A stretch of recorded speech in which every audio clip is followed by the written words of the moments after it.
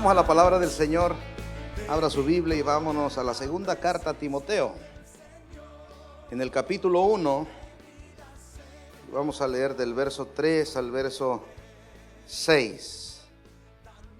Timoteo, segunda carta a Timoteo, capítulo 1, versos 3 al 6. Vamos a leer hasta el 7. Dice así: honrando al Padre, al Hijo y a su Santo Espíritu. Doy gracias a Dios, al cual sirvo desde mis mayores con limpia conciencia, de que sin cesar me acuerdo de ti en mis oraciones noche y día, deseando verte al acordarme de tus lágrimas para llenarme de gozo, trayendo a la memoria la fe no fingida que hay en ti, la cual habitó primero en tu abuela Loida y en tu madre Eunice, y estoy seguro que en ti también.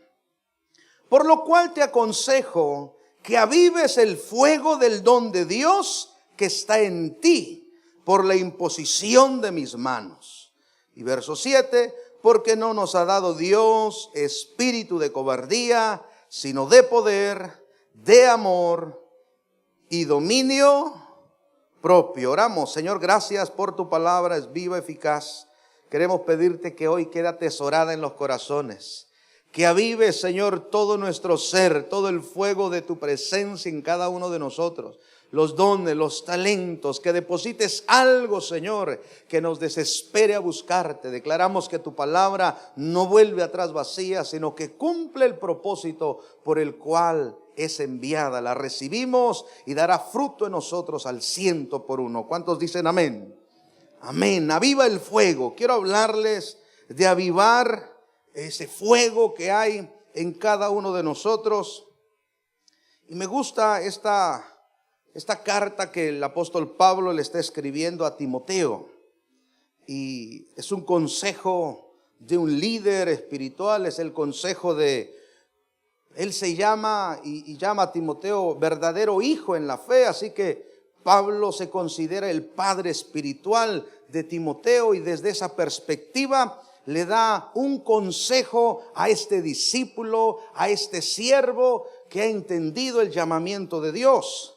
Así que Pablo, la primera vez que le escribe a Timoteo, está en una prisión, pero esa prisión no lo limita, sino que él sigue sirviendo al Señor desde sus prisiones.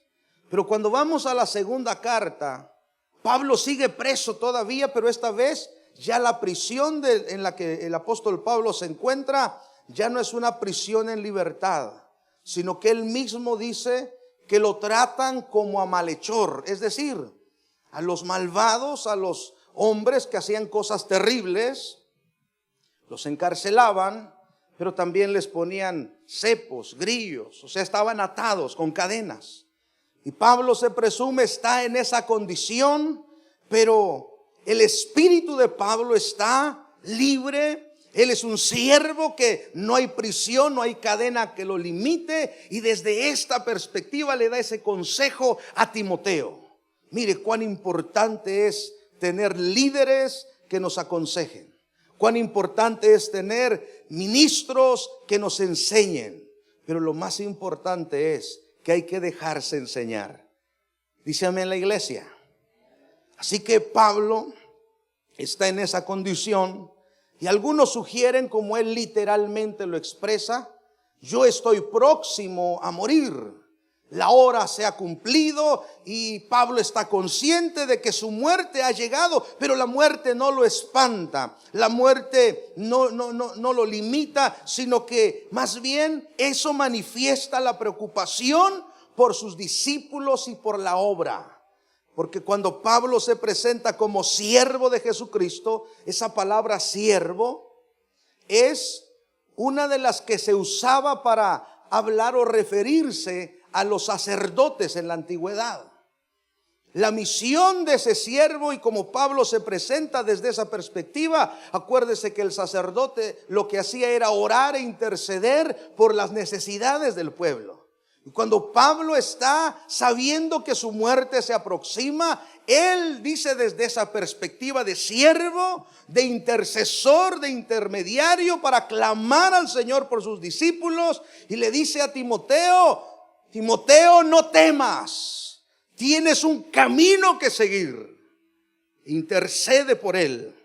Así que los líderes hay que interceder por la gente que Dios nos ha dado a nuestro cuidado. Hay que orar por cada persona, de la más grande a la más pequeña, los maduros y los inmaduros mayormente. Amén.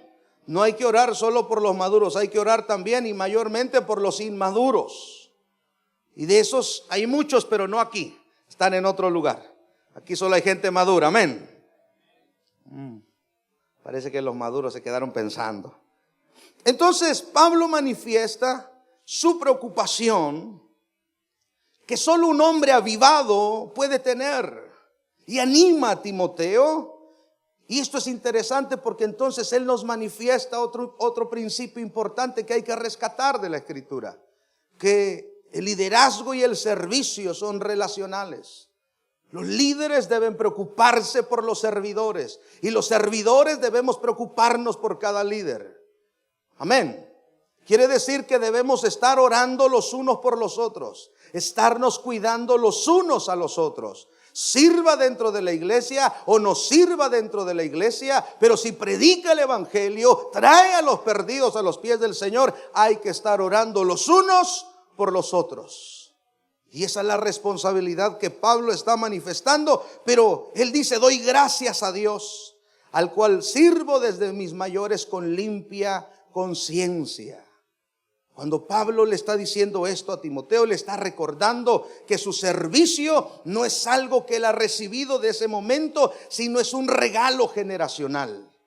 Y esto es importante, porque entonces Pablo le enseña y le dice a Timoteo, en medio de estas líneas, cuál es la importancia de vivir una vida de oración. Y cómo la vida de oración, pero no una oración cualquiera, no. Una vida de oración ferviente. ¿Y cómo podemos tener una vida de oración ferviente? Pablo le dice: me acuerdo de ti en mis prisiones, me recuerdo de tus lágrimas. Le está diciendo: me acuerdo de tus primeros pasos. Y entonces Pablo le está diciendo que esa vida ferviente de oración nacen de una vida de servicio, pero también de una conciencia limpia. Por eso el apóstol Pablo dice: al cual sirvo desde mis mayores con limpia conciencia. Es una vida generacional de servicio, pero mi conciencia está limpia. No hay acusación, no hay argumento que el enemigo tenga en contra de mí. Hay que aprender en este tiempo a servirle a Dios fervientemente, pero también con una conciencia limpia. Hay que tener una conciencia limpia. Dice amén la iglesia. Pues ya no tenemos conciencia acá. La conciencia debe de estar limpia. Y la escritura dice: si tu conciencia te acusa, esa vocecita que a veces te dice: esto que hiciste es incorrecto, esto no está bien, esto está mal. Si tu conciencia te acusa, mayormente el espíritu que nos redarguye. Por eso hay que tener limpia la conciencia. Todos los días: Señor, si hice algo malo hoy, perdóname, me arrepiento. Arrepiéntase y no pierda su relación con Dios. Entonces Pablo le está modelando aún a Timoteo desde la prisión una vida de integridad espiritual. Y esto es tremendo, porque lo que la iglesia necesita en este tiempo, lo que el mundo está necesitando, es que la iglesia modelemos esa integridad espiritual, que seamos lo que decimos que somos. Amén. Y Pablo se recuerda de Timoteo y le recuerda y le dice: te invito a mantenerte ferviente buscando la presencia de Dios como en sus inicios, en su primer amor. Pablo le está dando todo este consejo a Timoteo, y algo que nosotros debemos rescatar es cuidar el primer amor. Cuidar ese primer amor con el que conocimos al Señor, con el que comenzamos a servirle al Señor. Cuando usted anhelaba llegar a la iglesia para cantarle a Dios, para danzarle a Dios.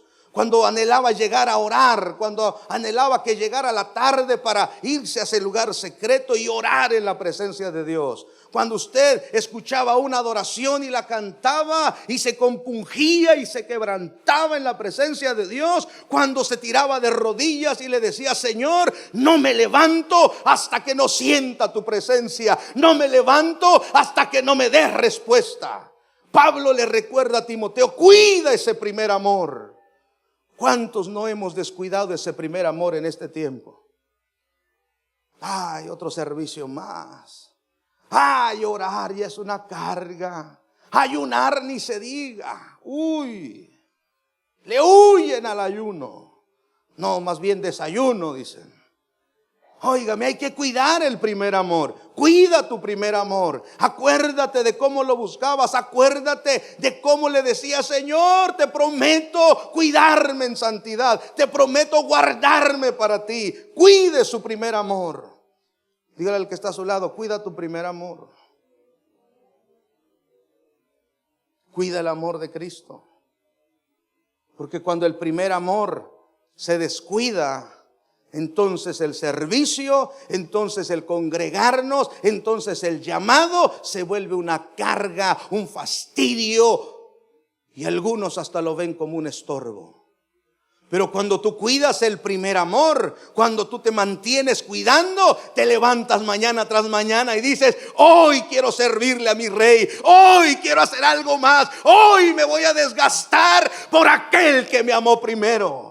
Cuando tienes ese primer amor, el servicio es un deleite. El servicio se hace con pasión. El servicio, entonces la gente te ve y dice: wow, yo quiero servir como ese hombre, como esa mujer sirve.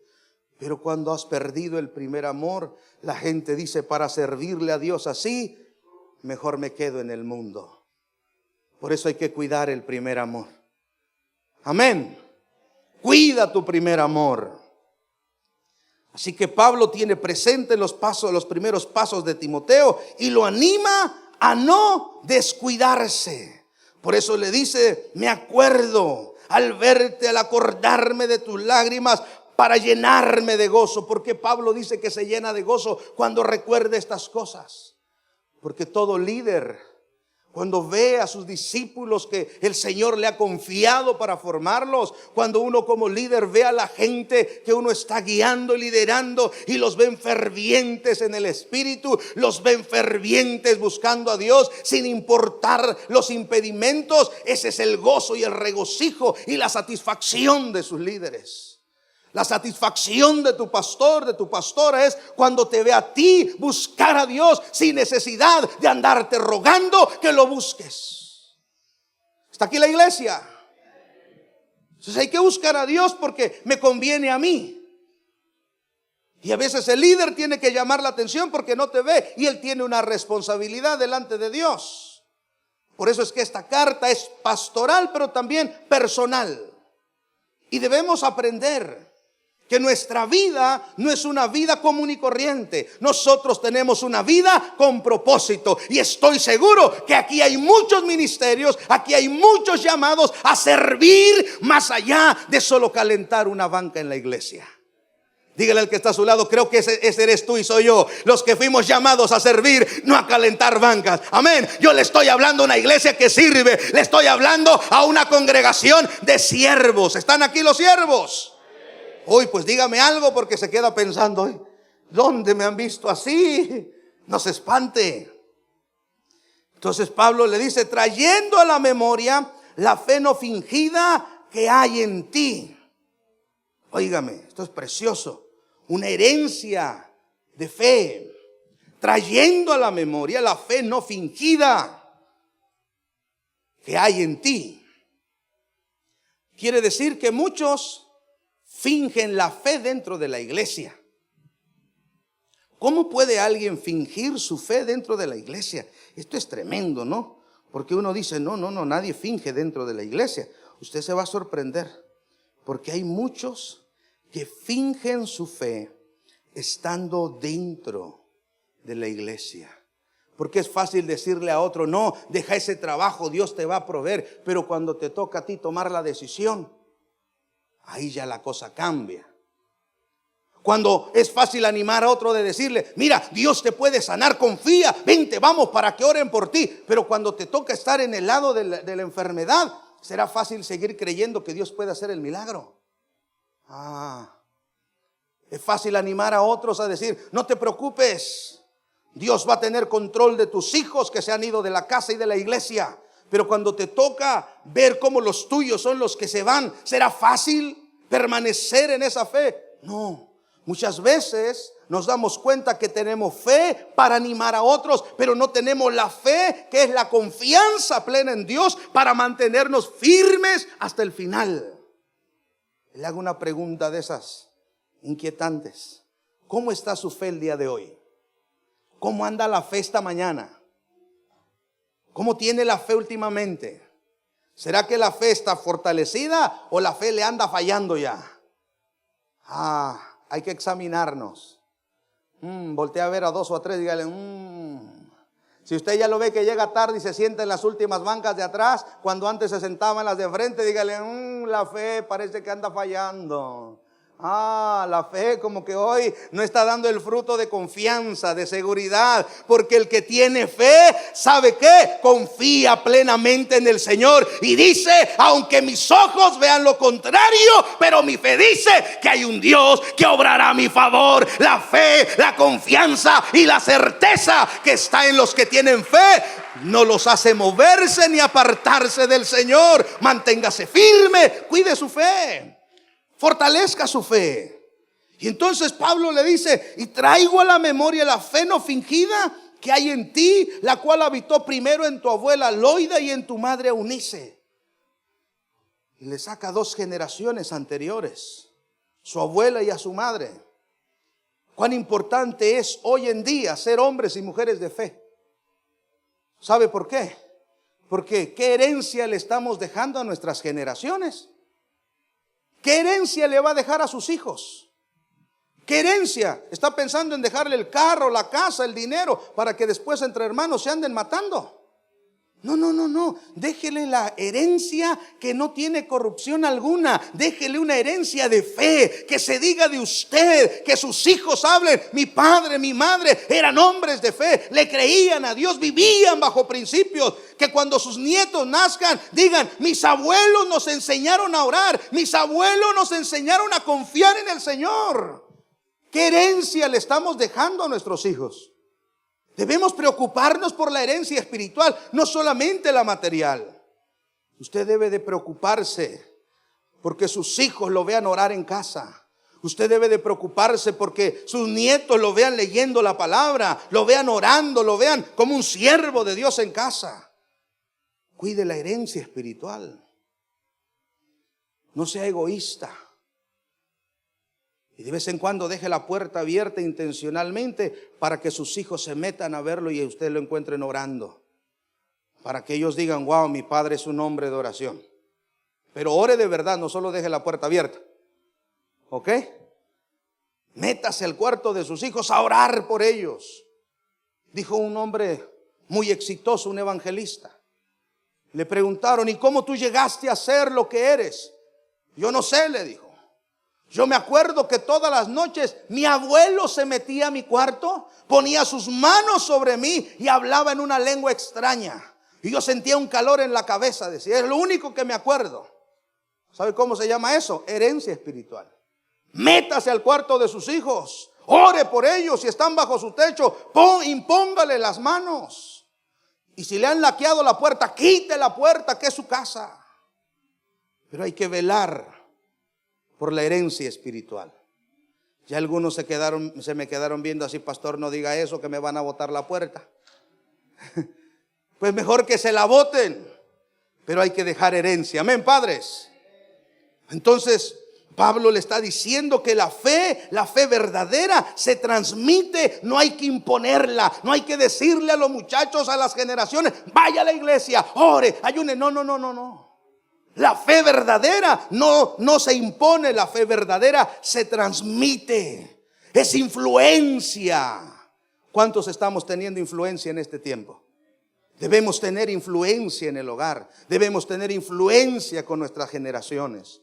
Tenga influencia en su casa, con su esposa, con su esposo, con sus hijos. Tenga influencia con todos los que le rodean. Nunca se avergüence de orar y de clamar a Dios. Así que no finja la fe. Asegúrese de tener una fe verdadera. Por eso Pablo le dice: estoy seguro que en ti también está la misma fe, la misma certeza, la misma convicción. Asegurémonos de dejar una buena herencia espiritual. Y después le dice, y este verso, ese es el verso importante, porque le dice: por lo cual te aconsejo que avives el fuego del don de Dios que está en ¿quién? Por lo cual te aconsejo que avives el fuego del don de Dios que está en ¿quién?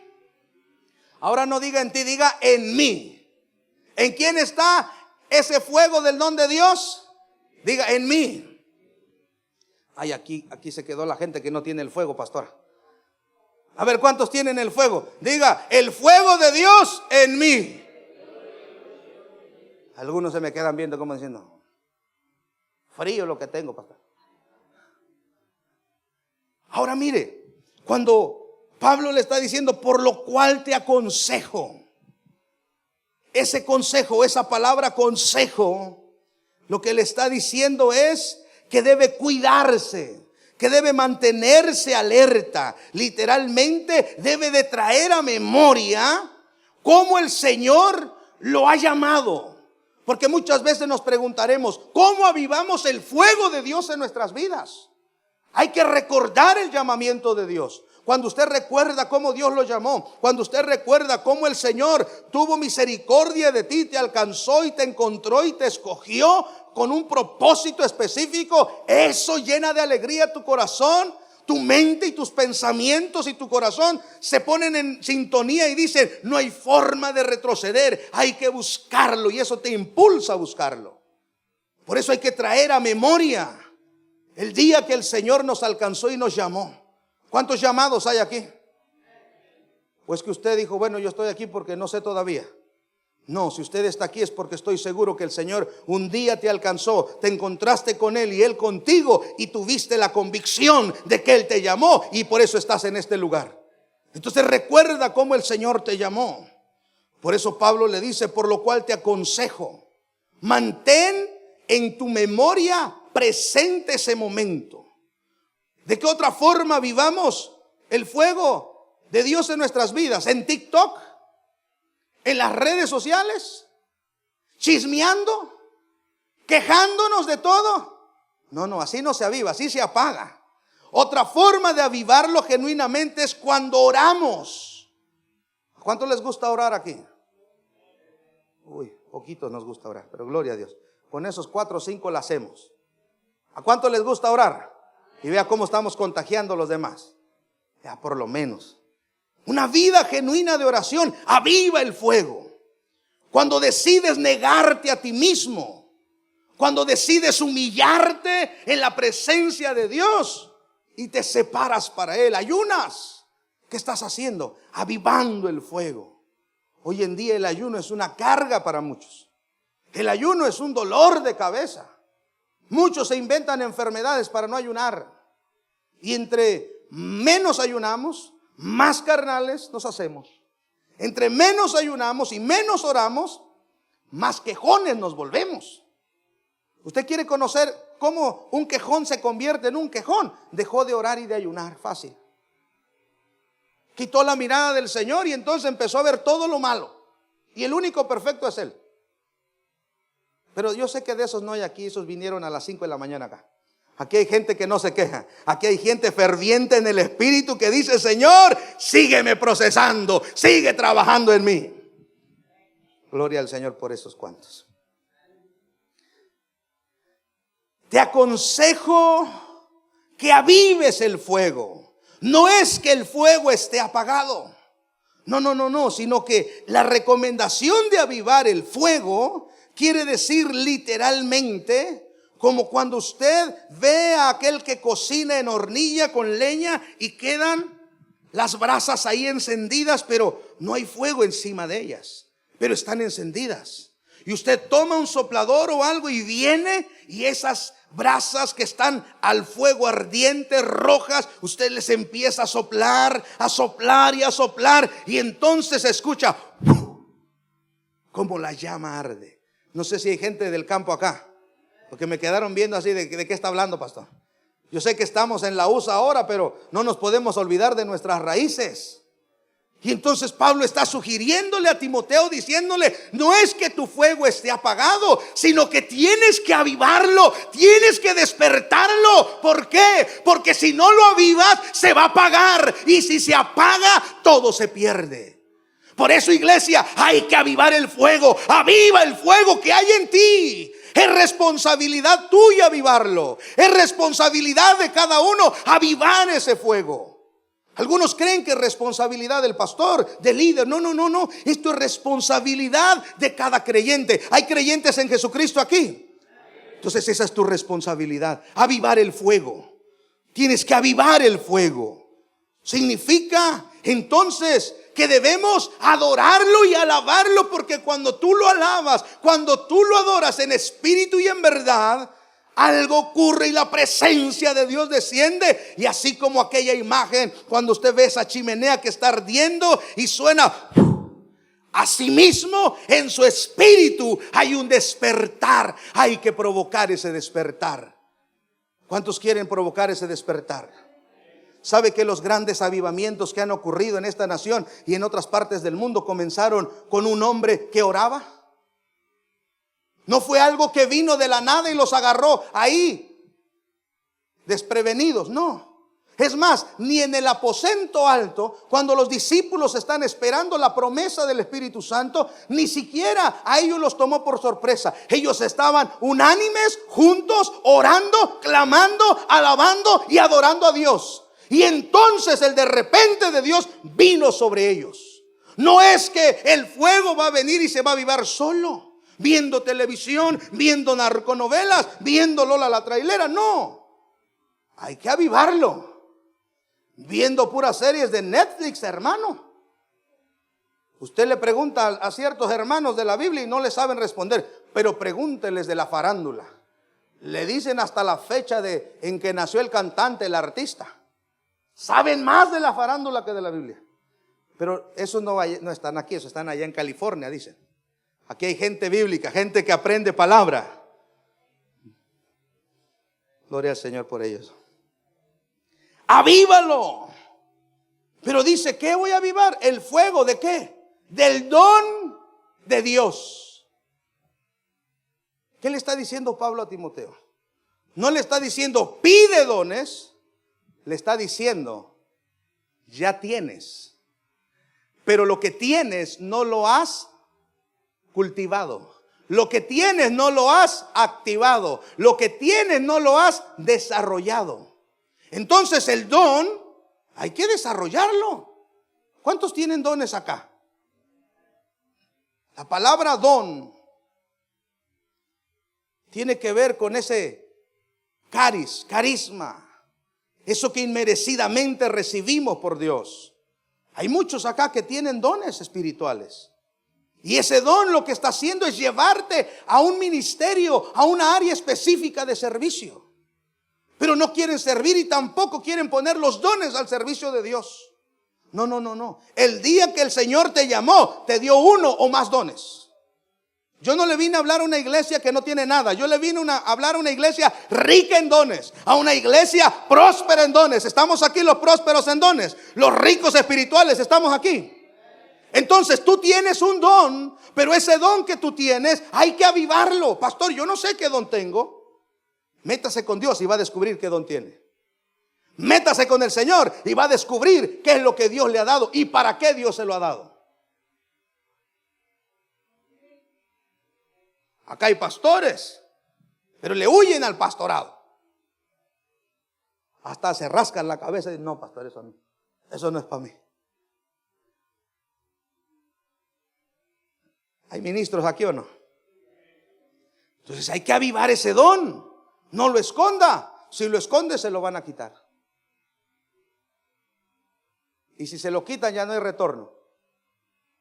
Lo que Dios da, dice la palabra, que es irrevocable. Pero cuando usted se niega a ponerlo al servicio del Señor y lo esconde, entonces, como es irrevocable, ¿qué cree que pasa? Hay un solo camino. Jabón Palmolive, dijo el pastor. Si no se lo dan a otro, el Señor lo llama, dice, para que se pierda, mejor lo llamo a mi presencia. Y eso son otros 20 pesos. Pero no se espante por eso.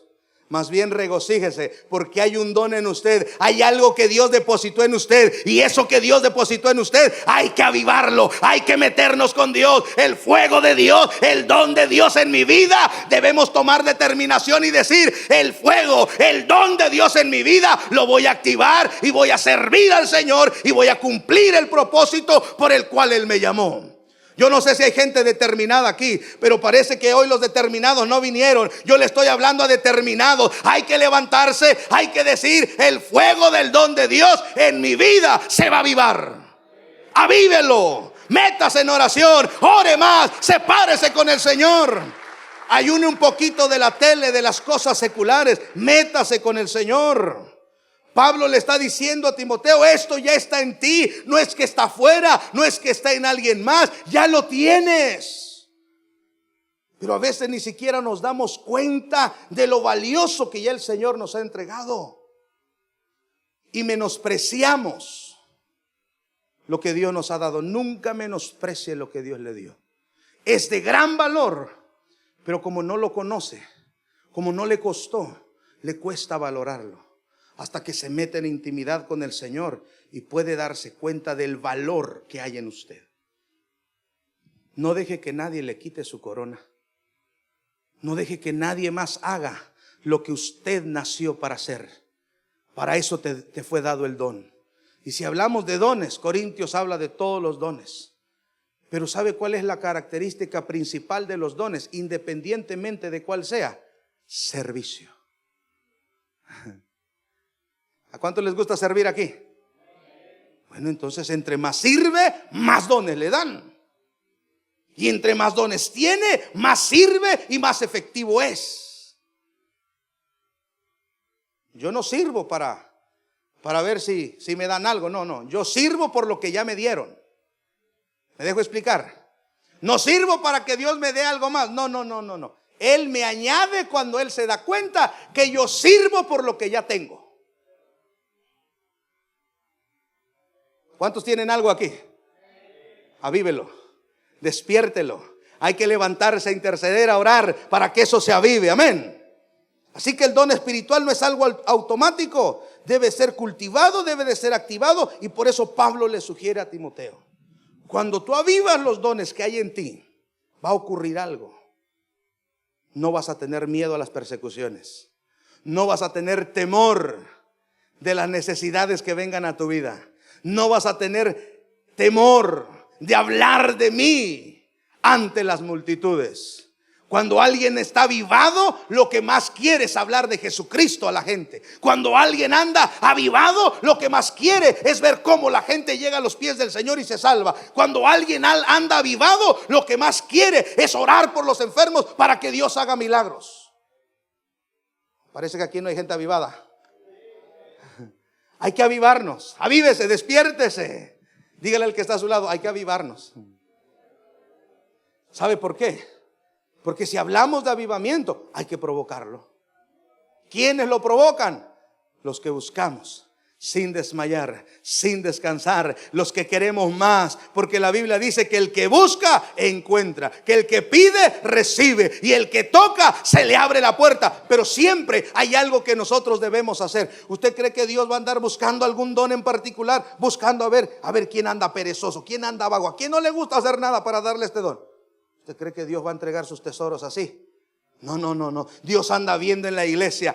Dios anda escuchando. Acuérdese que el oído de Dios está abierto todo el tiempo. En los pasillos donde nadie te ve. Cuando nadie te escucha, ahí está el oído del Señor.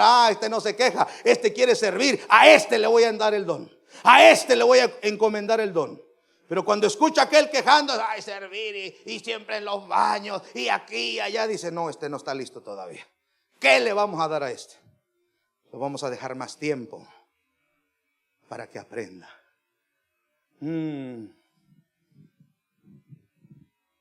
Deje de quejarse y mejor avive el fuego del don de Dios que está en ti, porque no nos dio Dios espíritu de cobardía, sino de amor, de poder y dominio propio, de tal forma que lo podemos hacer. Amén. Póngase de pie entonces. Lo que Pablo está diciendo es que ese espíritu que nos ha dado el Señor, hermanos, no es para que nosotros salgamos temerosos. No. Es para que lo busquemos con mayor fuerza. No nos ha dado espíritu de temor. El miedo no tiene parte en nosotros. El miedo lo que hace en la vida del hombre es atrasarlo. Ya no tenga miedo a servirle al Señor. Ya no tenga miedo a decirle sí al Señor. Ya no tenga miedo a obedecer lo que el Señor le está mandando a hacer o lo que le está pidiendo que haga. El miedo solamente te atrasa. No te atrases. Por eso Dios termina diciéndole a Timoteo. Sabía que se iba a quedar sin su líder, sin su guía, pero tenía a Dios y el Espíritu Santo. Pero le dijo: te van a perseguir, va a haber persecuciones, porque le habla de sus propias prisiones. Pero Pablo le dice: acuérdate, ¿qué espíritu hay en ti? Un espíritu de amor, un espíritu de autoridad, de poder, dunamis, autoridad, pero también dominio propio, para andar con la mente y los pensamientos ordenados y sujetos a la voluntad del Espíritu. Sí podemos avivar lo que Dios nos dio. Tiene una tarea. Empiece a avivar lo que Dios le dio. Empiece a preguntarle: Señor, y si no sabe, Señor, ¿qué me diste? Yo necesito hacer algo, yo necesito servirte. Acérquese al líder, al pastor, dígale: ¿dónde tengo que servir? Yo tengo que descubrir qué hay en mí. Y no deje que nadie le quite lo que el Señor le ha entregado. Aviva el fuego del don que ya Dios depositó en ti. Tienes algo de valor. Ahora es tu trabajo cultivarlo, es tu trabajo orarlo, es tu trabajo presentarlo al Señor para que eso se desarrolle y seas efectivo en el llamamiento de Dios. Dios te bendiga.